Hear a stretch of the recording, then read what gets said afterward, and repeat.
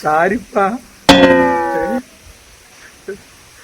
தெரிஞ்ச தெரியாமலும் ஒரு தப்பு ஒன்று நடந்து போச்சு. என் இதயமே அடைக்கிற மாதிரி இது. வேணுமென்ட்டே பண்ணல.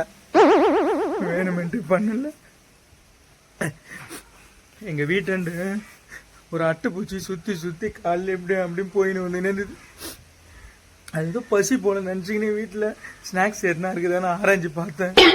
எதுவுமே இல்லை. சரி சர்க்கரை கொட்டலான்ட்டு சர்க்கரையை எடுக்கலான்னு போகிறேன். சர்க்கரையும் இல்லை. சரி உப்பு இருந்தது. சால்ட் உப்பு ஏதாவது கொஞ்சம் கொட்டேன். சால்ட் உப்பு கொட்டினது நடமாட்டமே இல்லை. அங்கேயே பத்துன்னு இருக்குது ஒரே இடத்துல இருந்து.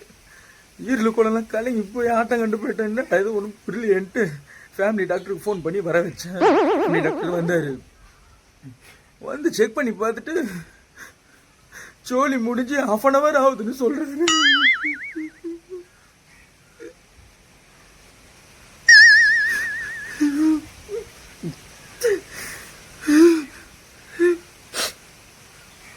இல்லை டாக்டர், சோலி முடிய வாய்ப்பே இல்லை.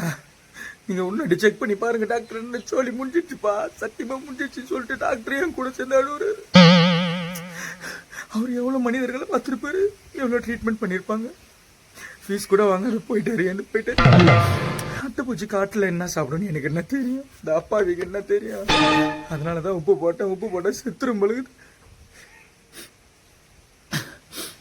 வீடை சுத்தி நிறைய அட்டைப்பூச்சிங்க இருக்குது.